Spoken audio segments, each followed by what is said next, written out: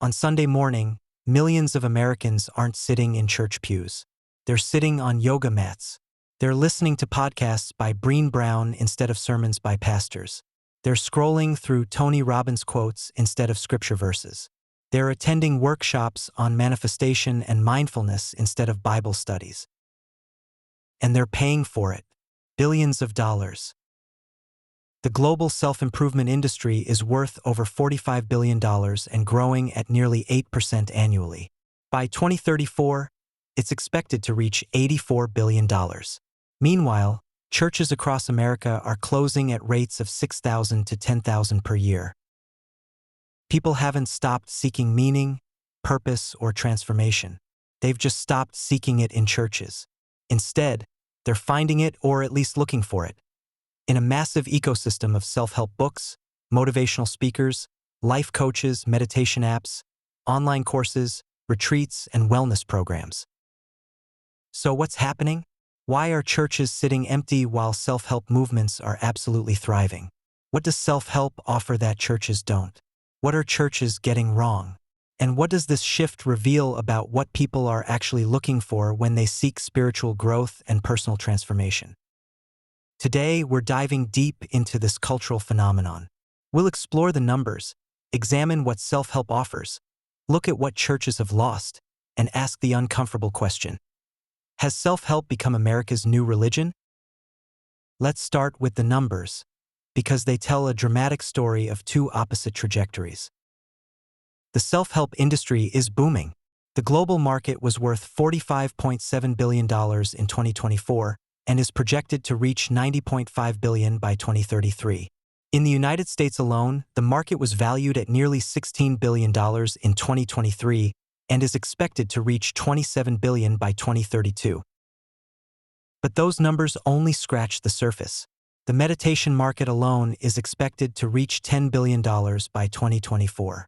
Self-help book sales increased 15% during the 2020 holiday season.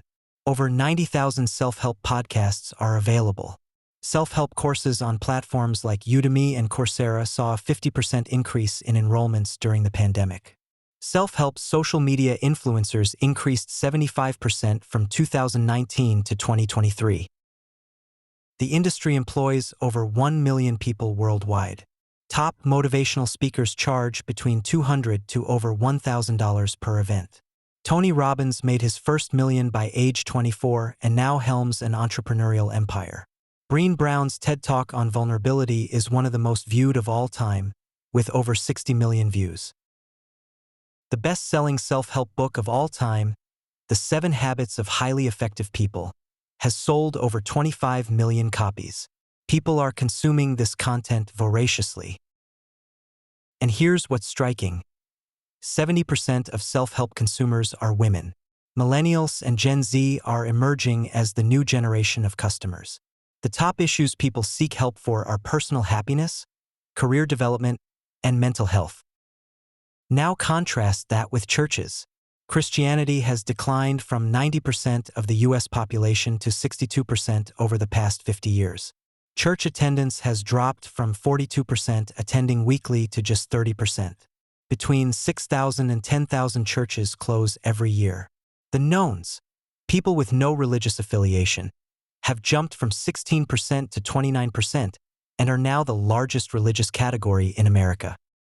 So while self-help is exploding in growth, profitability, and cultural influence, churches are contracting, closing, and losing relevance.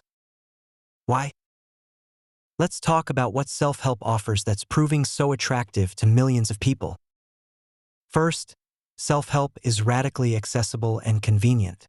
You can access it anytime, anywhere, in whatever format suits you. Want to read?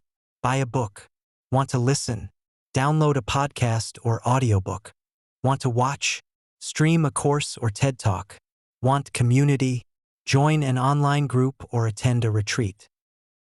You don't have to show up at a specific building at a specific time. You don't have to dress a certain way. You don't have to commit to weekly attendance. You consume self-help content on your schedule at your pace, in your own space. Church, by contrast, requires you to be physically present at a particular location at a particular time. For busy people juggling work, family, and life, that's a high barrier.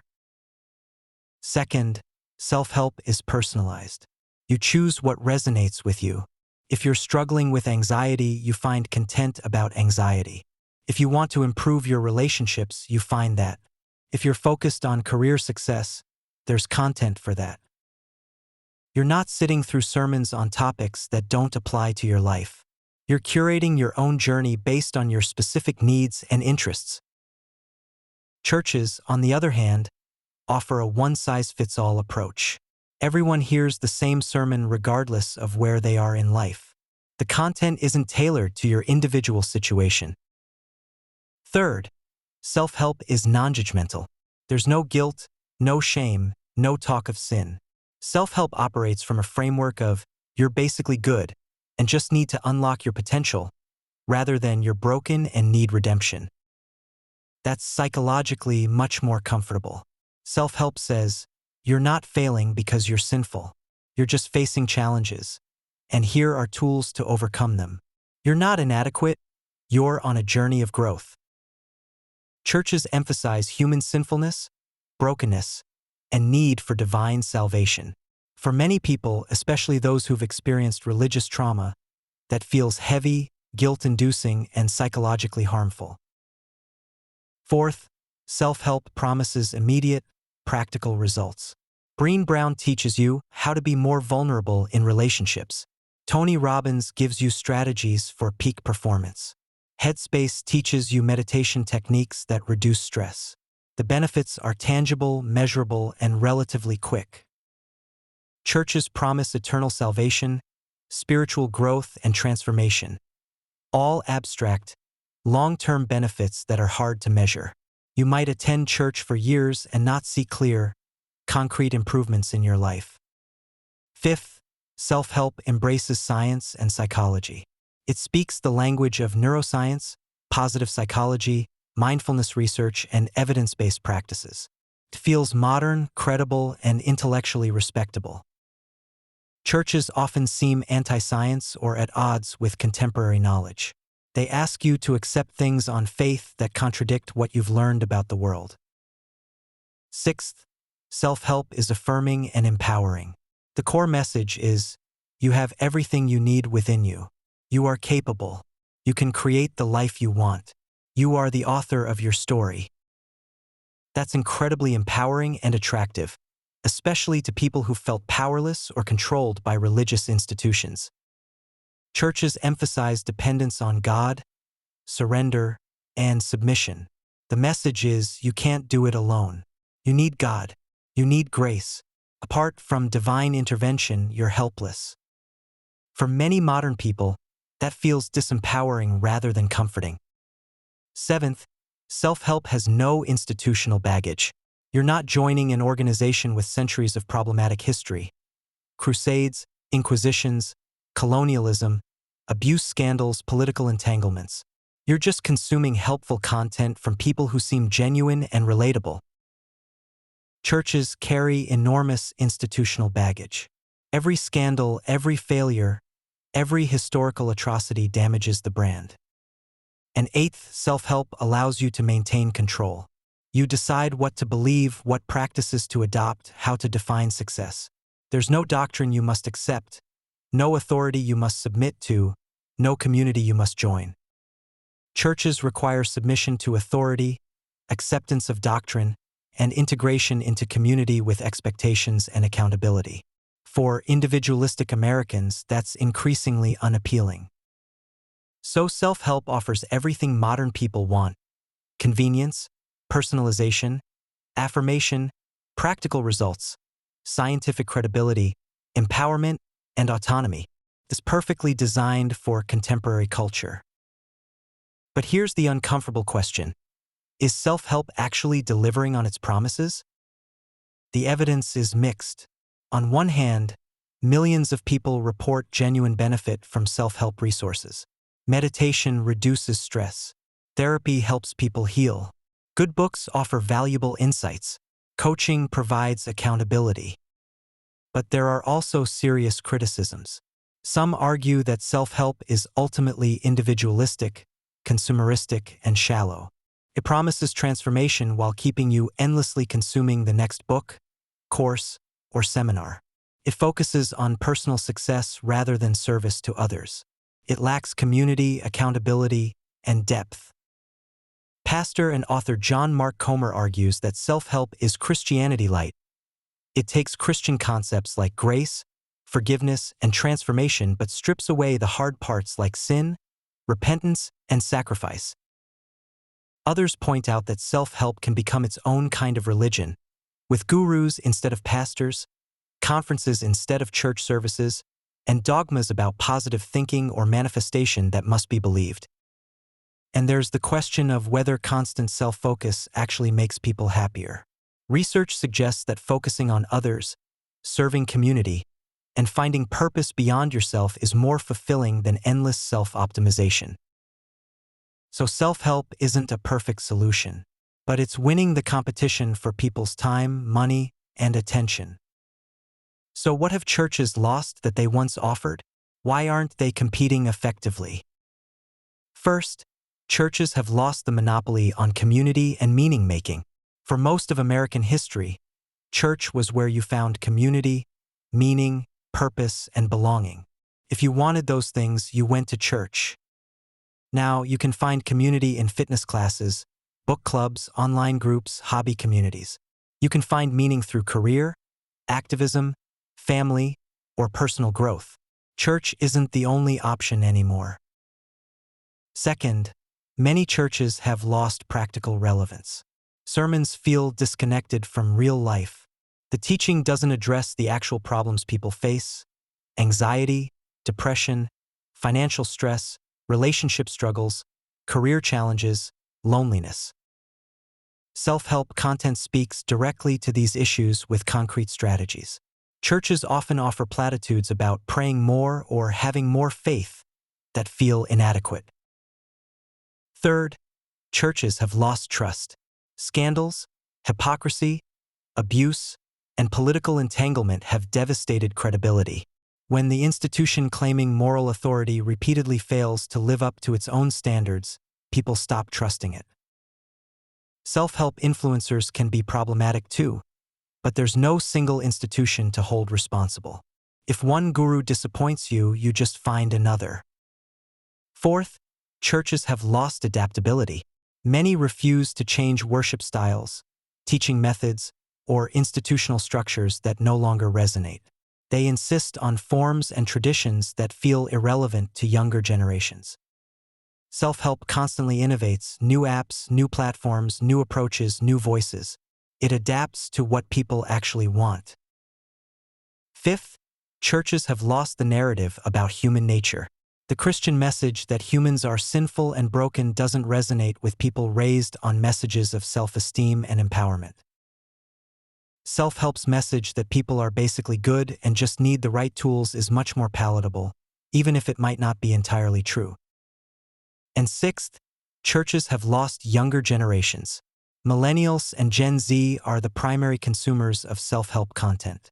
They're seeking growth, healing, and transformation, just not in churches. When churches fail to attract young adults, they're literally losing their future. So has self-help become America's new religion? In many ways, yes. Consider the parallels. Self-help has sacred texts, best-selling books that people read devotionally and quote as wisdom. It has rituals, morning routines, meditation practices, journaling exercises. It has gatherings, conferences, retreats, workshops where believers come together. It has gurus, charismatic leaders with devoted followings. It has doctrines, beliefs about manifestation, positivity, growth mindset. It offers what religion traditionally offered: a framework for understanding yourself and the world, practices for transformation, community of like-minded seekers, hope for a better future. The difference is that self-help is explicitly focused on this life, your happiness, success, and fulfillment now, rather than eternal life or relationship with a transcendent God. But that might be exactly what people want. In a secular age where belief in the supernatural is declining, Self-help offers spirituality without the supernatural, transformation without doctrine, community without institution. It's religion for people who don't want religion. Here's my conclusion. The emptying of churches and the explosion of self-help reveal something profound about contemporary American spirituality. People haven't stopped seeking meaning, transformation, or transcendence. They've just stopped finding it in traditional religious institutions.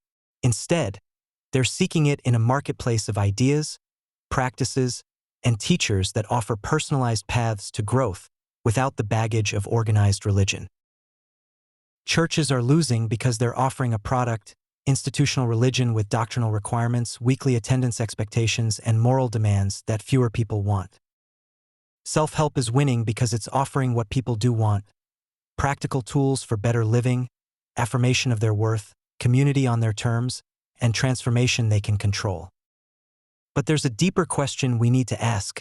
Are we better off? Is a world where everyone is on their own individualized self-improvement journey better than a world where communities gather around shared beliefs and values? Is therapeutic happiness a worthy replacement for moral purpose?